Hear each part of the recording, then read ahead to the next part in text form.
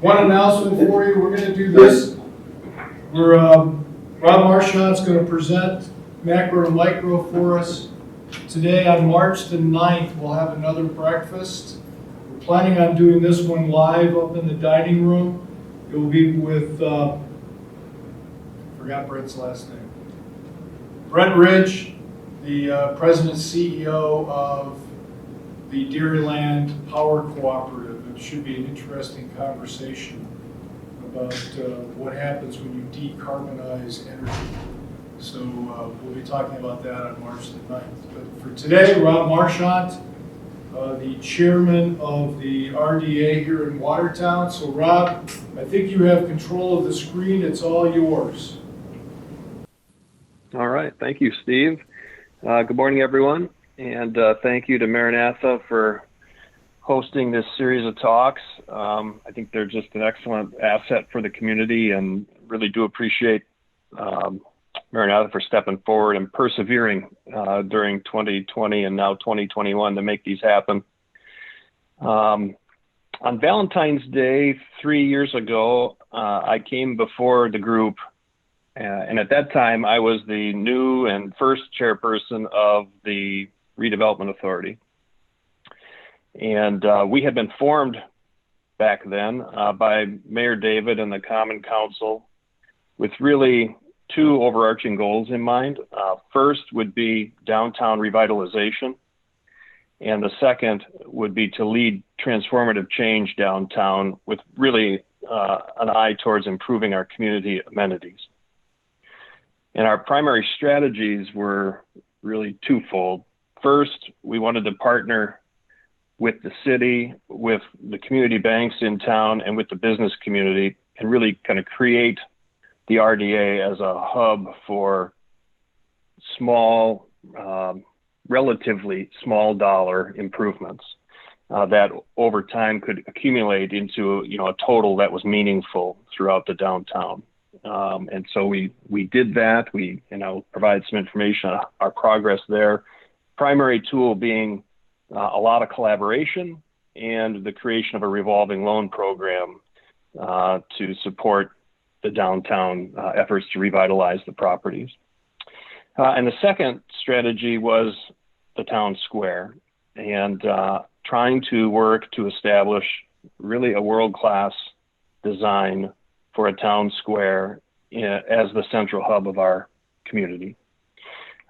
Making progress in that direction as well, and we'll have more to say about that later in the address. So the name of the address this morning is Macro to Micro. In my professional life, I work with a number of different clients trying to help them stay ahead of economic and political change and kind of navigate their course through those changing waters. And so Mr. Board asked that I provide my views on some of the macro level economic trends that I see and that I'm hearing about in my conversations with clients and others, and then tie that back to what it could mean to Watertown. So that was the charge to me. This was my attempt to do that. Just know this is purely unscientific. I'm not an economist. I'm just a guy who pays attention to this kind of thing at work, and as a result, have some opinions about what's happening and how it may impact the city of Watertown and our business community. The punchline is that, in my opinion, Watertown, I think, is and continues to be uniquely positioned. Has some really special attributes that I think differentiate it from a lot of communities. And I think it's in a good spot to try to take advantage of some of these accelerating economic changes as we move through the next few years. This is the first of a handful of slides that I'll go through outlining what I think are some of the key contextual trends that are affecting the overall economy. You'll see these are high level, but they're important. And I think they're really, I think, accelerating and causing a great degree of change and uncertainty throughout the economy. You'll see here the first table on the left. So this, to orient you to it, this is a result of some research Gallup has done trying to measure the level of trust in key institutions. And they surveyed across, I think it was 20 or 25 different institutions. Those are just some highlights. But it gives us a sense for what's happening over time with regard to the trust that the population has in some of these key institutions. And the overall message, as you can see, with regard to everything except the military, is an erosion of trust, and not just a small one. We have really relied on these institutions as kind of the bedrock of post-war America to make sure that the future of the country is in good hands, both with regard to political change and leaders, governmental sector and the business sector. And bottom line is that the people do not trust those institutions like they once did. And a majority don't trust them even a fair amount to do a good job. The military being the one exception. And that is one actually where I see things going from here forward. I think that is one to keep an eye on. I think some of the reaction to and public messaging around the activities of January 6th, to me, are kind of throwing off some evidence that we may even begin to see that level of trust in the military erode. I'm not placing value judgments on any of these things. I'm just observing.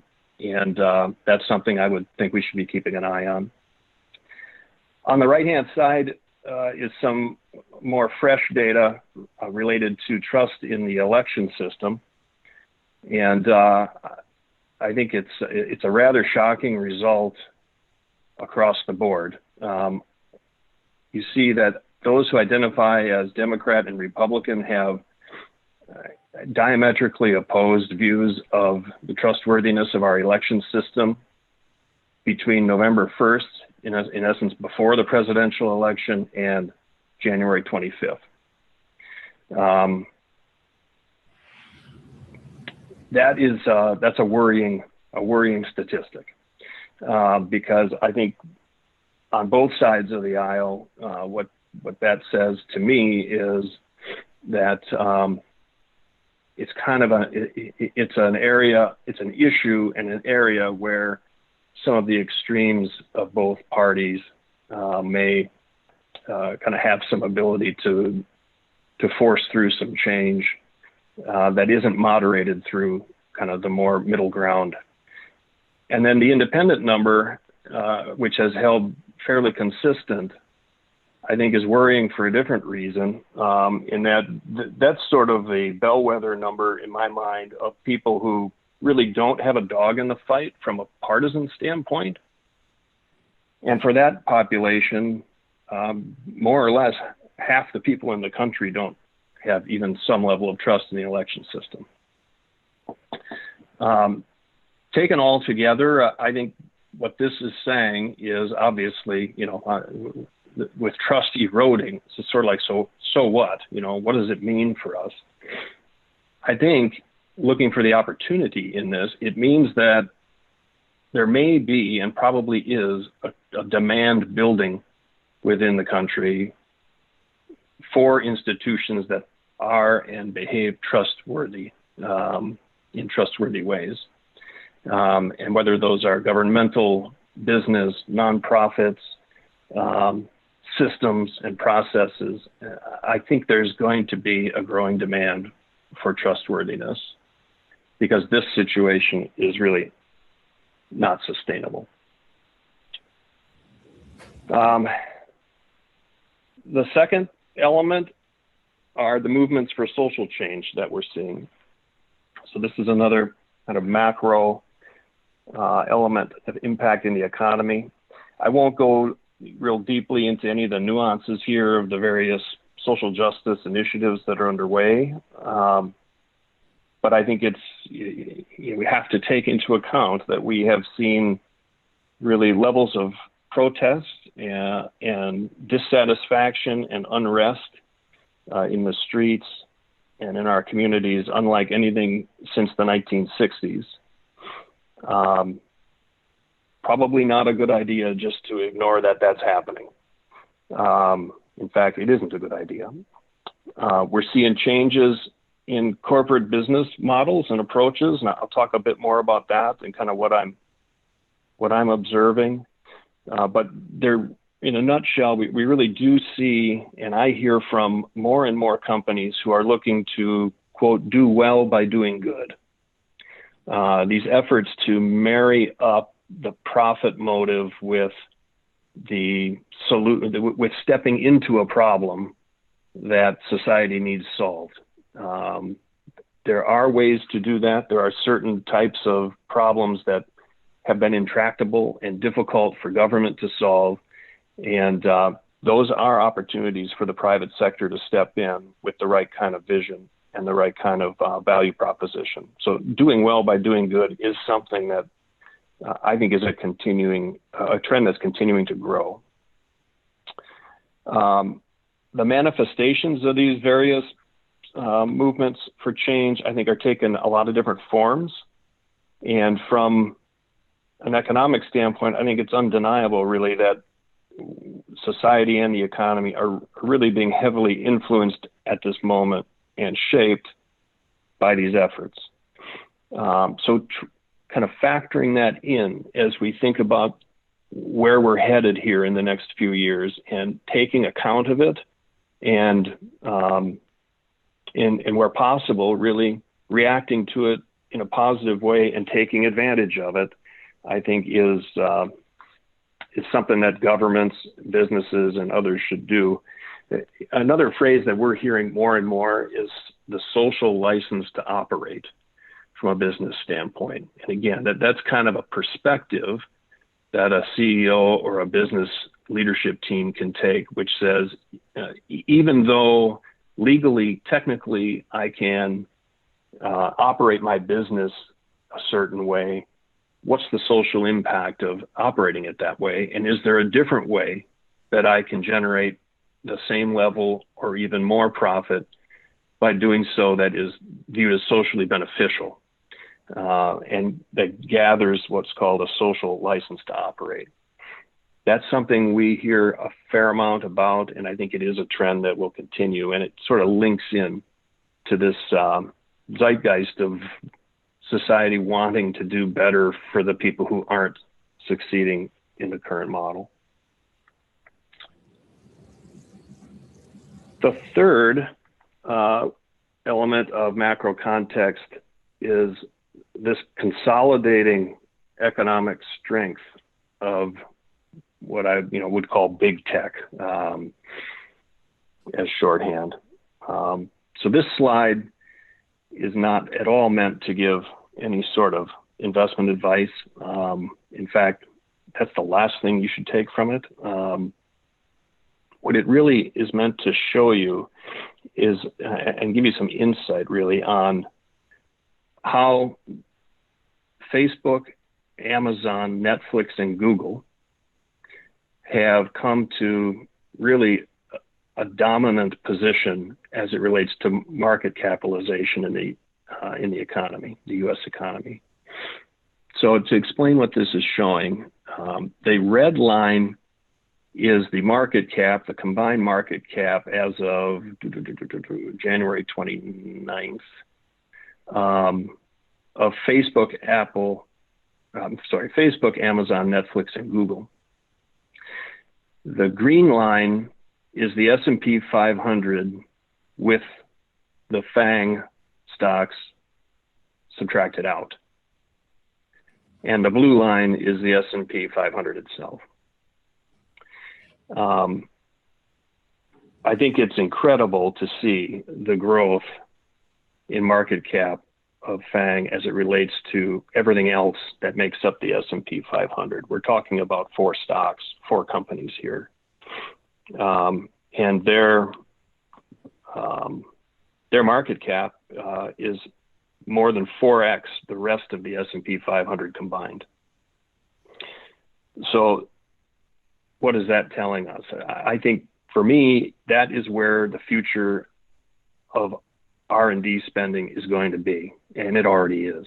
A huge transfer in the role, for example, of land grant public universities as the leading edge of the future of research and development, I think is turning over into actually Facebook, Amazon, Netflix, and Google as the leading edge of research and development, which means they and not our public universities are going to really be positioned to develop and deploy the technological solutions that will shape our future. That is a lot of power in a relative few companies, and it's not going unnoticed. There's a lot of discussion beginning to happen about a regulatory quote unquote techlash or a desire really by Congress and other regulatory entities, federal and state, to look into this and decide whether the FANG or the big tech, as we say, is going to really require some level of regulation in order to ensure the public interest is protected. No idea where that's going to go, and really won't express an opinion on whether I think it's good or bad, but just know that it's out there. And it is a reaction to this, what we're seeing in this slide, a huge consolidation of economic power and brain power and ability to spend and shape the future in a very small number of companies.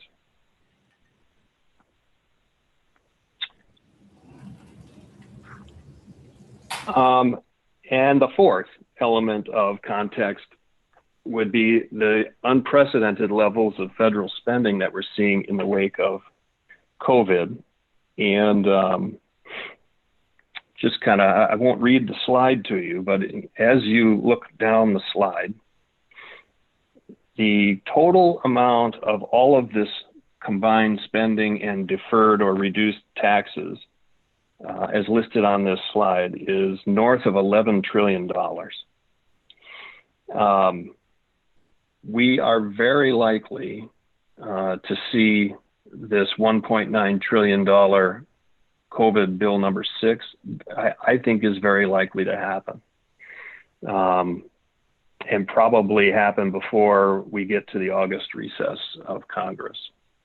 The $1 trillion infrastructure bill, I think it's certainly going to, let me put it this way. We have been hearing about a potential huge infrastructure bill for 5+ years now. And for whatever reason, Congress and the president had never been able to really pull it all together and get it done.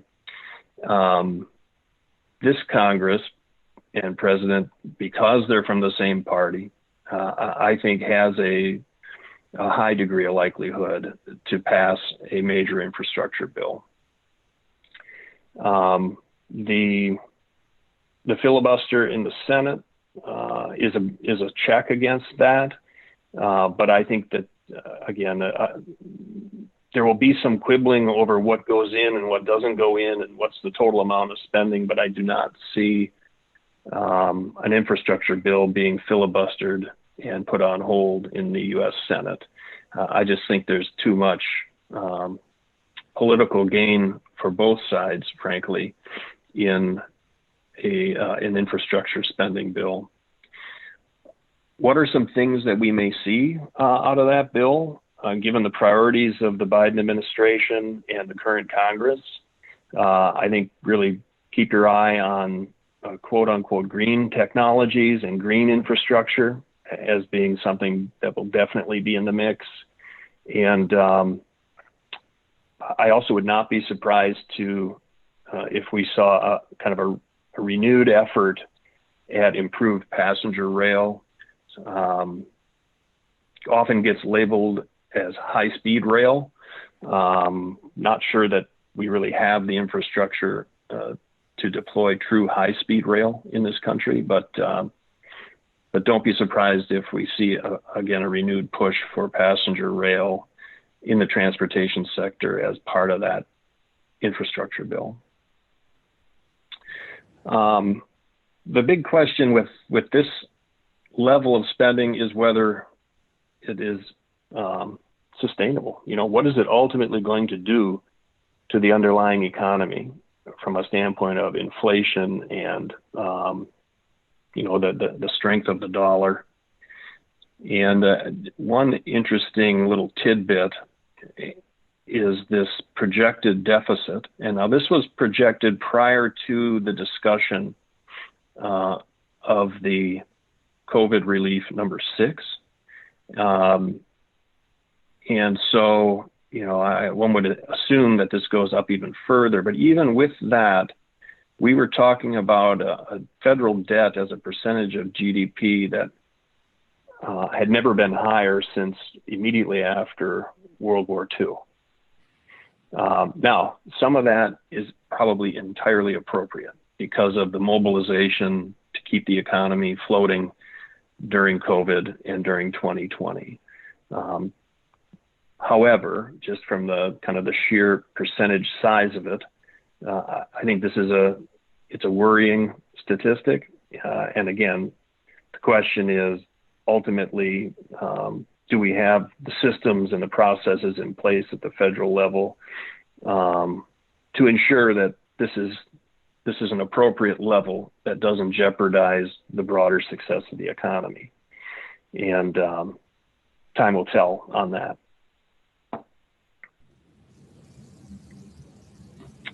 So those are really 4 of what I would call the key macro level influencers on the economy. And then this is a 5th element that is just sort of a disruptor, and obviously something that cannot be ignored.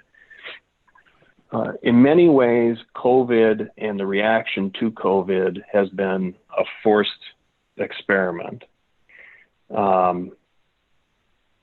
Even if we would anticipate that we achieve critical mass of vaccinated population later in this year, and FYI, the good news this morning that came out is that Wisconsin has really turned the corner, it looks like, or pick your metaphor, righted the ship as it relates to vaccine distribution, and seems to be really getting its house in order in terms of how to make sure that the vaccines that we do get distributed ASAP. But even if we assume that later in the year we kind of get to this level where enough have been vaccinated that we're able to agree that we can safely kind of reopen the economy, go back to quote unquote normal, there are elements of what used to be normal that are not coming back. COVID will have, I think, and our reaction to it will have really, I think, put in place some lasting changes in behaviors and in the way that we do business. What you see on the slide here are some examples. The way I think of it is that it really has been a massive accelerant for change. A little anecdote about my own company. When March happened, March of 2020, and it became clear that there were going to be orders issued across the country, closing down or throttling down the economy and trying to keep people in their homes. We obviously, as a leadership team, immediately got on the phone and got back into our budget and said, where are we going to cut our spending for the year, thinking that by September the economy would be fully in recession, and who knows where after that. So I think we were not unusual. That was very typical of companies, and then what happened was, I think, the interesting part, which was shifting from that cost-cutting vantage point to, well, okay, how are we going to roll up our sleeves and figure out how we do what we do, regardless of the restrictions that are put in place? And that is what led to some new uses of technology, some improved really acceptance of working remotely and figuring out ways to get the job done without having everybody coming together in the office. That happened all across the economy.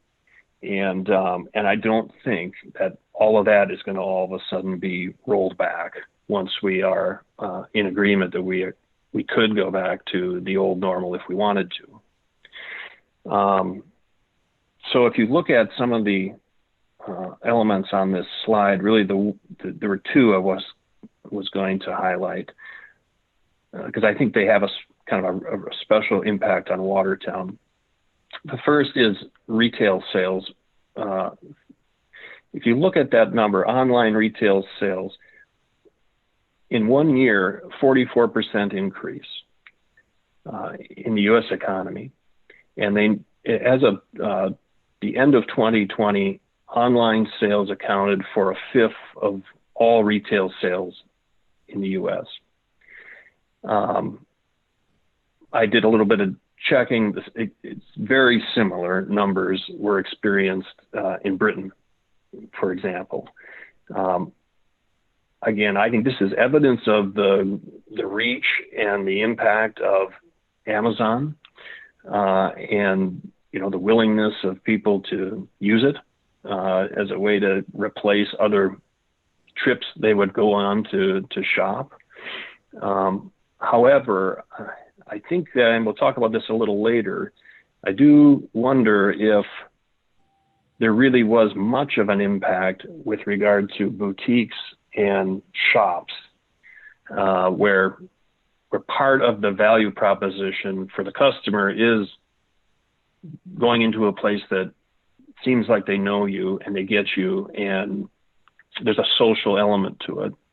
So this may be really a fight over which of the big boxes get gored the most by Amazon, and it may be a fight that the boutiques and the smaller stores are able to navigate through quite well. The other one is e-commuting, and I thought the interesting finding on this one from Gartner was that we have almost a fifth of CFOs stating that they're planning to permanently move a fifth of their workforce to solely remote work. That, I think, is a relatively intimidating statistic for example, commercial office landlords in cities, in big cities, urban areas.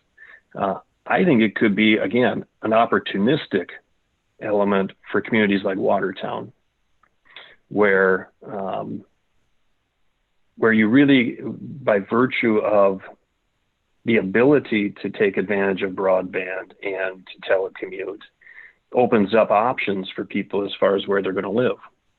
And figuring out how to take advantage of that is something that I think is on the table for Watertown.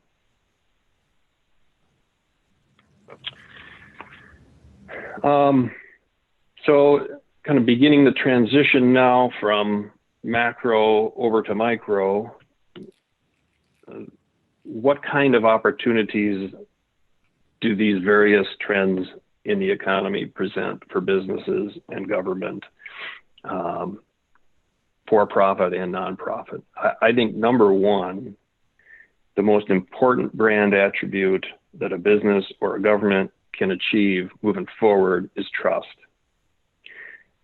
In the midst of a massively eroding trust in institutions, I think those entities that take affirmative steps to build a trusting relationship with their customers or their constituents are going to be absolutely well positioned or best positioned to succeed.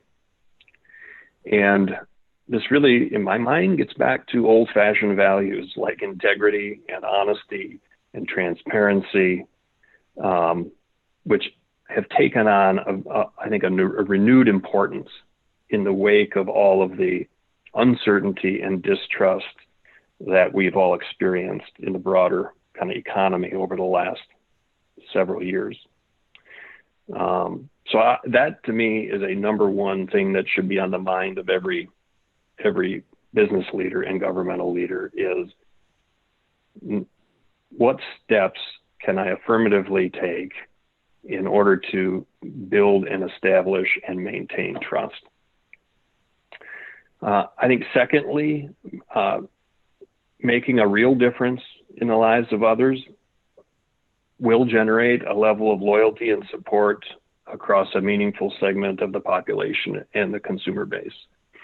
That's not going to resonate with everybody, but I think given the movements for social change that we're seeing across the society, I do think that figuring out how to make a real difference, if you can, within your business model, is sort of like an additional piece that can help solidify, again, that relationship with the customer or the consumer. I'm not talking about so-called virtue signaling. That's not the idea. So I don't know how that's officially defined, but trying to look like you care is not what I'm talking about. What I'm talking about is actually doing real things to make a real difference in the lives of real people who need help. And virtue signaling is actually damaging because it just, again, would go back and erode that trust that I think is so critical to future success. Again, this is not rocket science and these aren't new ideas. These are really actually pretty old-fashioned virtues that, not surprisingly, because they've stood the test of time, I think if we kind of go back and think about that, we see ways that we can deploy them now, maybe in a new way, within a new environment, but to support the future success of whatever it is that we happen to be leading. Kind of more practically tapping into the federal spending that's going to be coming down the pipe. Federal government is going to be sending a lot of money to individuals, to businesses, to localities, and to states. And a little bit of forethought here by businesses and governments about how to get their fair share and what to do with it, I think will position those folks who think ahead and plan to kind of differentiate themselves and create a little daylight with their competition. And I think finding new ways to leverage technology, that's always seems to be an important thing with regard to business going back all the way to the 90s. But again, kind of tying it back to some of these other trends, are there ways that technology can be deployed to support some of these other strategies? So, for example, if there is a great level of distrust in the transparency of decisions, is there a way within a particular governmental process or business process that the blockchain can be utilized? I don't even know enough about the blockchain to be dangerous, but I do know that it is designed and meant to provide an infallible record of transactions. And so that is something that people a lot smarter than me are working on to try to figure out how that can be deployed across the economy in ways that can increase trust and transparency. That's something I think we should be open to for sure. And I think leveraging technology to improve government is something that ought to be on the mind of our governmental leaders as well.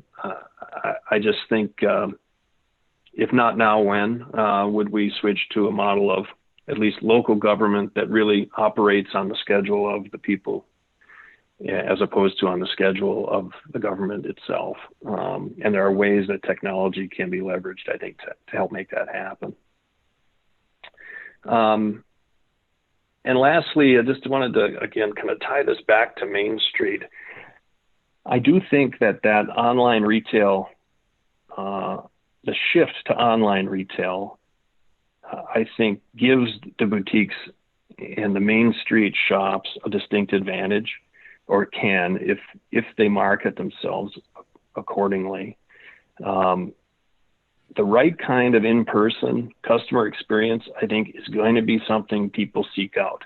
And they already do, many of them, but I think even in larger numbers, as we shift to more and more transactions happening online, and as we come out from underneath the COVID social restrictions, I think that there could be a real renaissance, a real COVID bounce in the desire of people to walk Main Street and go in and out of shops and, again, chat with people who they think are offering products that demonstrate that they get their customers and the customers feel welcome and part of it. So I do think that bodes well for Main Street. I think it's different. In other words, if we think about the threat to Main Street that we would have seen from big box retailers locating in communities, this is not that, I don't think. I think this is actually an opportunity for Main Street.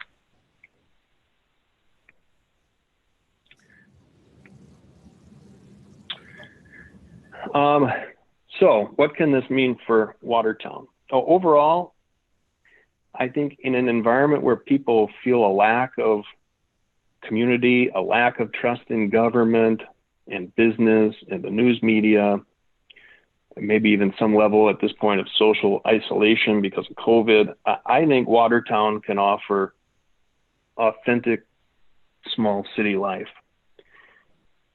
And that is, I think, something that's going to be in demand.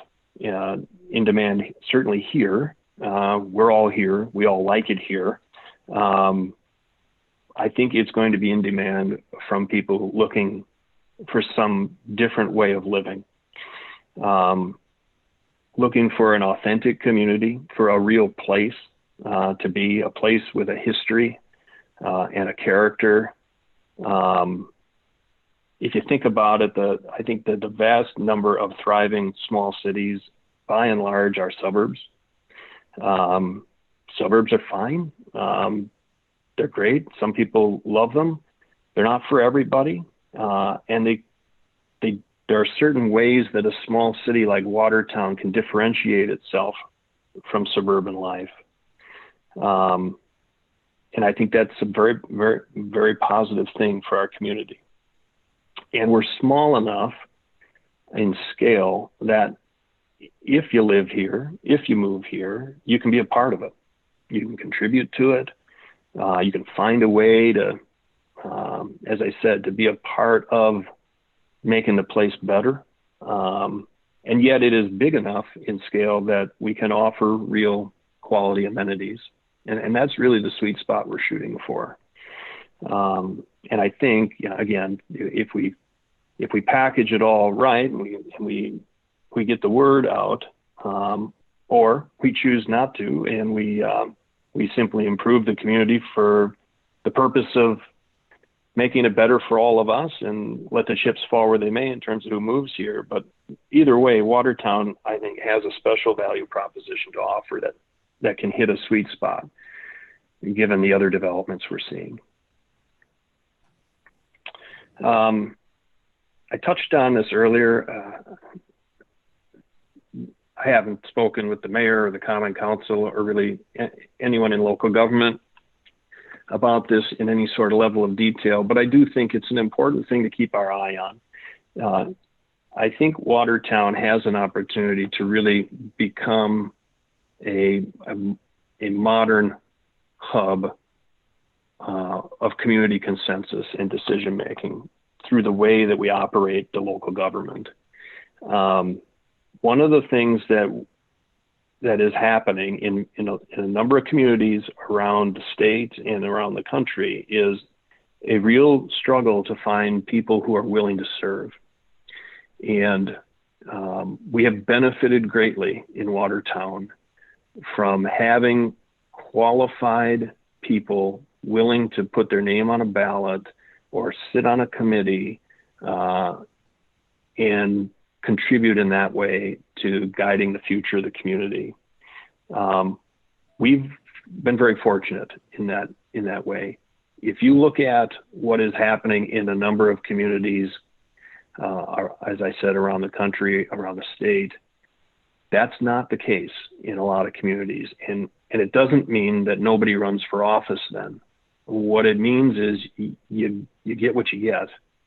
And I think it is incumbent on our local government to find a way to make sure that both participating in the government from the standpoint of the citizen, attending meetings, providing feedback, and participating in the government from the standpoint of actually serving, that both of those things are highly accessible to busy people. And technology can be one of the ways we do that. We've done a great job, I think. I think the mayor, the Common Council have really been flexible during COVID.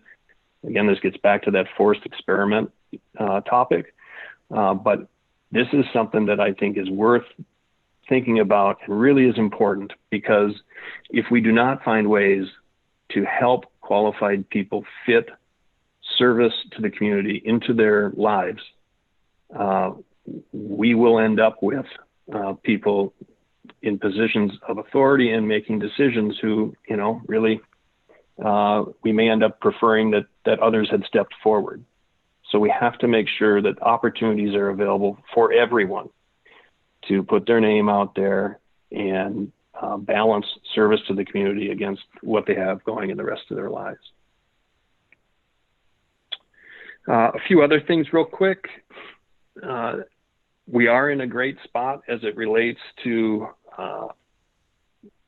broadband, and we are proximate to, but we're not in urban commercial centers.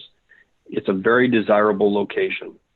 And again, if you think about telecommuting and the ability to live anywhere and work somewhere else, that's something Watertown can offer. And we may find, even in the future, that we have some high school grads who actually come back because of some of the things that we are now able to offer, and because of the flexibilities they may have in their own workplace.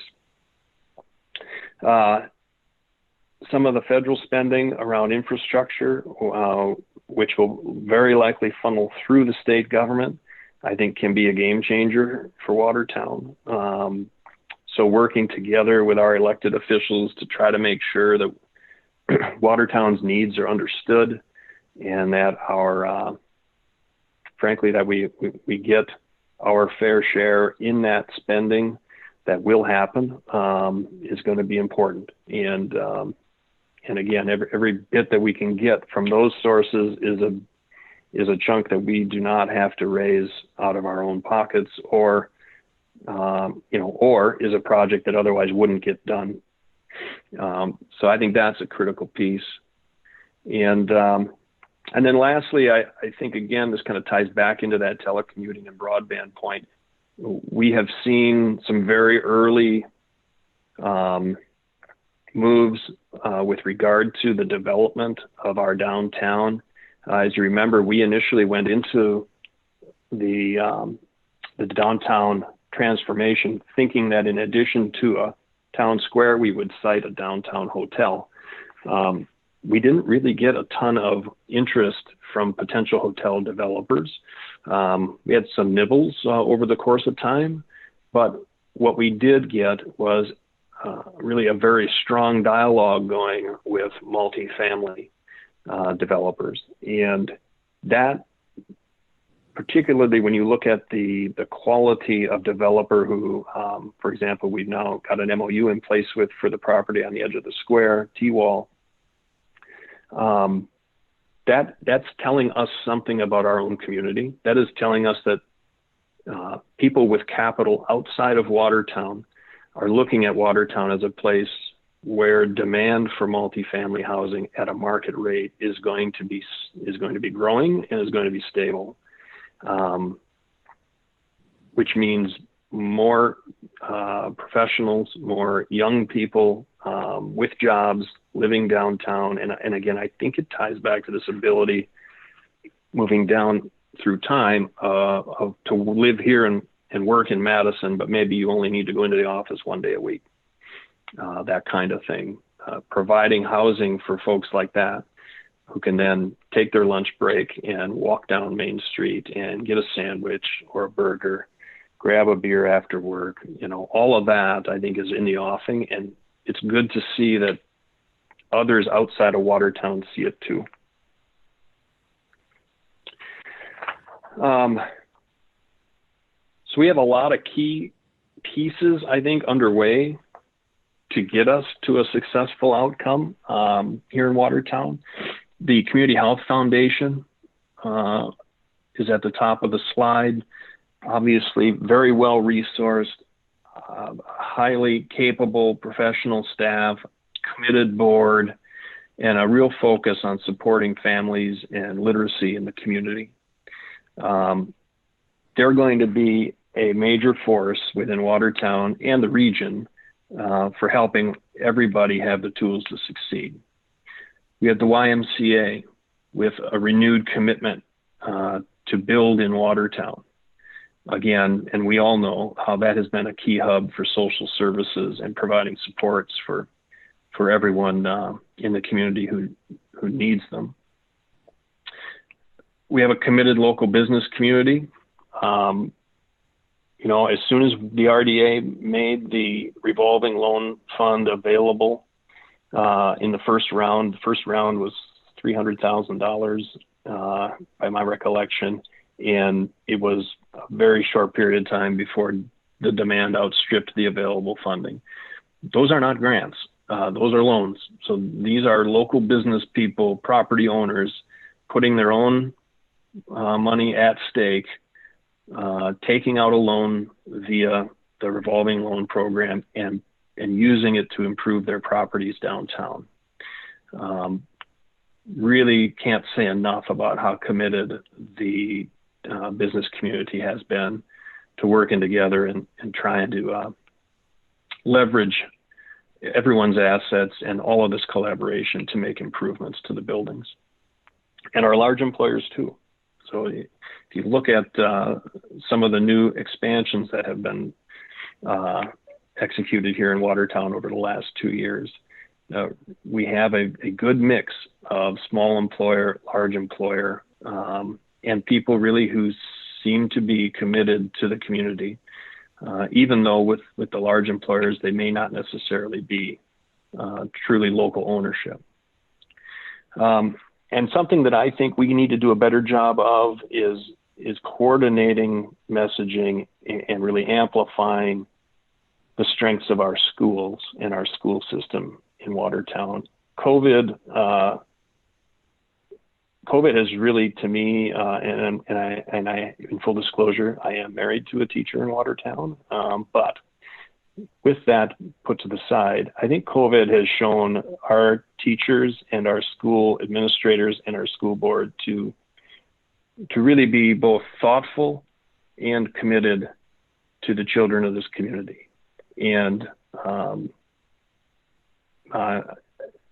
with regard to, it's not hard to find other communities where students have gone the entire school year without setting foot in a school building.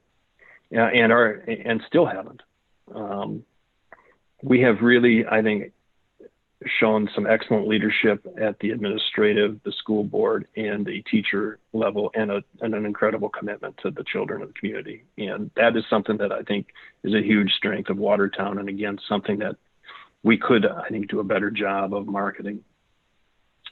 And lastly, in terms of foundational elements that we've got going, is the shot in the arm that we've gotten from local government, the willingness to take a bit of a risk with the library development, with the town square, and with other initiatives, and really, amongst a lot of competing priorities, find a way to put capital behind some projects that could be a catalyst for future development downtown. Um, so where do we fit into all of this, and where do things stand with regard to the RDA's projects? If you remember, there were two overarching goals we were shooting for. One is the downtown revitalization. The other is transformative change in the downtown. With regard to revitalization, I'll walk through a few markers here. Up to now, we have generated more than $885,000 in loans and grants to downtown businesses. And you can see the impact of that as you drive through downtown. We have what is becoming really a phenomenal looking Main Street. Now the street itself, that's another issue that needs work. But the buildings, I think, have really been improved. And so that's been an important initiative. And again, something we could have never done if we didn't have the support of community banks in town, as well as the local business and property owners. We've also been real mindful of trying to create a more collaborative environment between the city and property owners, taking, I would call it a blended approach towards enforcement of codes. So initially trying to create more of a dialogue and a relationship and a collaboration between the city and the property owners who maybe need to spruce up their properties because of code violations, as opposed to kind of just immediately going toward an enforcement mindset. Now, it doesn't mean that enforcement isn't happening, and it certainly isn't an option. It is.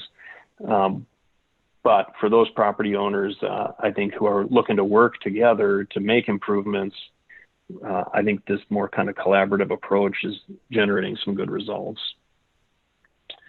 Yeah, you see, we also supported the Sharp Corner project. I don't need to read these slides to you. You can read them yourselves. So some other markers with regard to downtown revitalization. Our occupancy rate on Main Street is at 90%.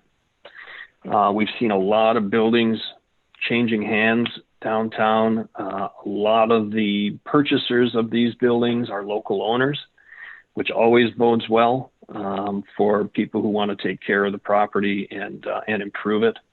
So we're seeing, frankly, a lot of ratification of our belief that if we could show progress and development on a larger scale with regard to the square and the library, that we would see, I think, a lot of buy-in from folks locally who want to do the same thing, maybe on a little smaller scale.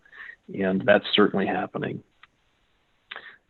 We've got some larger parcels that are not city-owned that are in the process of becoming shovel-ready for new development. If you think about the former site of the Johnsonville plant, and also Firehouse Lanes, which I understand is going to be slated for demolition here in the next few months. And the Wisconsin Economic Development Corporation has stepped in and is supporting that, the preparation of that property for development, which is very positive. And I think the last thing that maybe not everyone is aware of, the city is in the process currently of recruiting a new position. The position would be really a city employee who would lead the economic development activities of the city under the appointment of the mayor. And the RDA has agreed to fund that position to a large extent, not fully, but to a large extent. And that individual will also serve as a full-time executive director of the RDA. We have benefited by having a contract with Redevelopment Resources and Kristen to serve as the executive director of the RDA here in its early years as we got our act together and our feet underneath us. We're now ready to kind of step into this realm, particularly with a large project soon to be under construction, where we will have a full-time city employee who will be serving as the executive director of the RDA. And that should be very positive. I mentioned the T-wall development. We do have an MOU in place. We're in the process of negotiating a development agreement with T-wall. At a high level, we are still contemplating a 75-unit multifamily development with underground parking and first floor retail or commercial office space on the main floor. That would likely be fronting the square. Total value of this would be estimated to be between $8 and $10 million. That will generate an annual amount of taxes of between $150,000 and $175,000 a year. And just by way of comparison, the combined total of the entire 100 block of buildings that previously existed was generating just over $25,000 in taxes a year. So this again should be a very positive development for many reasons for our downtown once it happens. With regard to the transformative change downtown, really the focus has been the town square. Obviously the buildings are gone. We are in the process of finalizing the soil remediation. You may have seen that there are a couple of test or monitoring wells that are on the location. That's a requirement from DNR based on some of the past history of that property. And so we're kind of completing that monitoring to make certain that we end up leaving that property in a safe condition for the river and for the future of the community. So that is underway, will be completed soon. Excuse me, construction plans and working drawings are also going to be heading out to bid. That should happen sometime in the near future. They're certainly not ready yet. The design itself is complete. So now the next stage is to drill down and really get the level of detail with regard to the plans and the working drawings such that general contractors and others would be in a position to bid on building the square. And the last thing to mention on this slide is with regard to the seawall and the foundation of the bridge. We've been looking at that carefully. Our consultants have been looking at that carefully. There is really, it's no surprise as you look across the river, that seawall has more or less been failing and will need to be replaced. As we looked at the one on our side of the river more closely, we believe and have been advised that there is really too much risk associated with it to not do really a thorough reconstruction of that seawall on our side of the river as well. So that is going to, because it's a little bit more involved, that will generate a different type of permitting from the DNR. And the intersection there with the bridge, of course, requires the involvement of DOT. So it's a relatively complex element of the project. To get it right is going to slow the project down a bit. We still do anticipate having completed the square and opening it in certainly in 2022. But this element of the seawall, I think, is just something that requires really careful attention to make sure that we leave this square in a safe condition. And I mean, worst case scenario would be spending a bunch of money to build the square and then having to go back in and dig it up because we didn't do the seawall up to snuff. So it is what it is. The river is our best friend and sometimes can be our worst enemy. So we will have to take care of this. Everything is still going to be within the overall budget. That's not an issue. We have various levers we can pull to try to make sure that happens. But but from a timing standpoint, this is something that is going to, as I said, back the opening of the square up a bit. At the moment, we're in the process of trying to raise $1.3 million in private donations. Our strategy here is really to try to do this through a handful of large donations, and we will very likely make available an opportunity for kind of as non-large donations. So for the rank and file of us amongst the community to put in a little something towards helping get this done. But the real gist of how we're going to raise this money is through a few large gifts. And that's the process we're underway with right now. We are working through contingency plans, of course, the what ifs, what can this look like if we don't get the gifts we need? It goes without saying it won't look as nice, but obviously we can manage our way through that if we have to. It's not our goal, though. Our goal is to complete this thing as designed, and to do that we need to raise $1.3 million. And looking forward, we also are working with the city to ensure that we've got a proactive approach to how this square will be managed moving forward once it's open.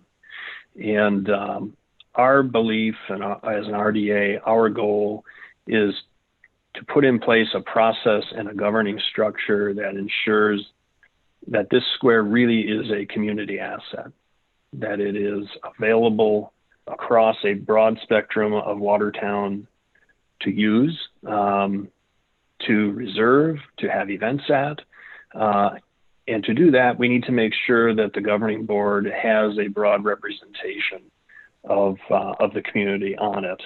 And so that's something we're very sensitive to and being careful to make sure happens.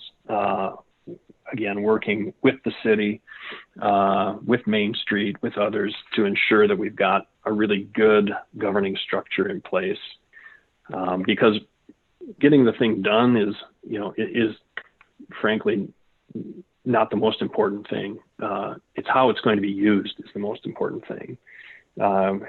If we don't use it and take care of it and really capitalize on having it, then it will be a lot of money spent really to not achieve everything we could have. And so we really do need a strong governing structure and process in place once the square opens.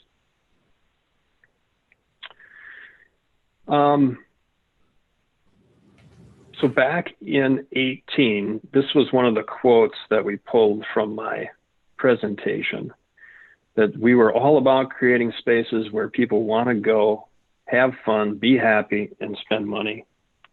And I really can't think of a better way of summing it up after what has been a super trying 2020 for all of us.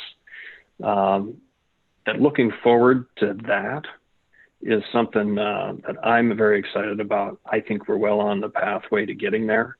And, I'm sure we'll have challenges to address as we move forward, just as we have between 2018 and today, but really kind of moving forward in a very positive direction. And we're going to have a great space where people want to go, have fun, and be happy, and spend a little money.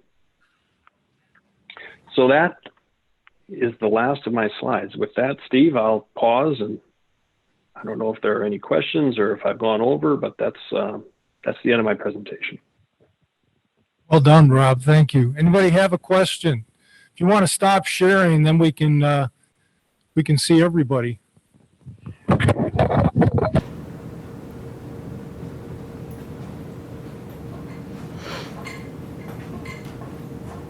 Anyone have a question out there?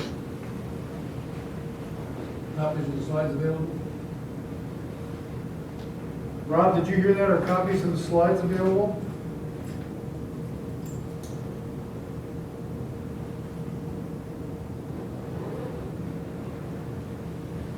You're muted. You're muted, Rob. I can't hear you, buddy. Oh, sorry about that. Yeah, we will make them available. We'll have them posted on our website. Any other questions? I think Jeannie's on, so Jeannie, if you could just make a note that we want to make sure we do that.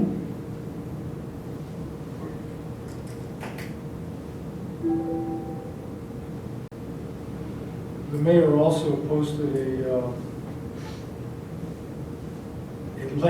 a lengthy chat for those of you who are on your own computers. You can read all through that about the different things the city is doing in large measure, most of what Rob was talking about in his talk.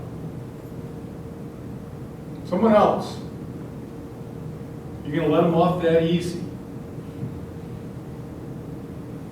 How do you get off that easy, buddy? I don't know. I'm afraid to go look at Facebook.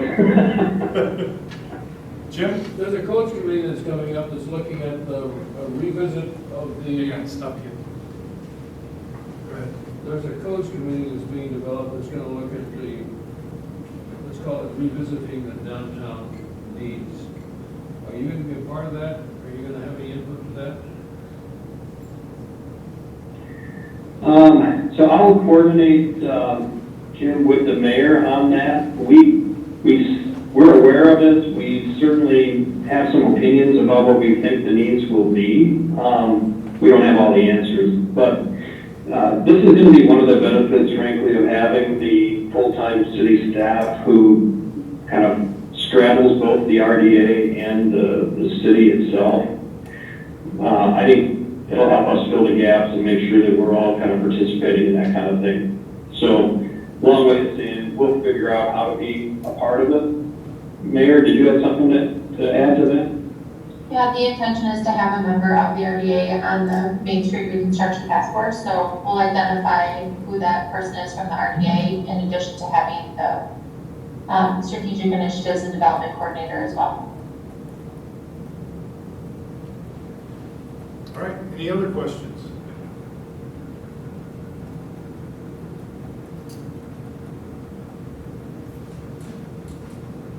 I don't see any.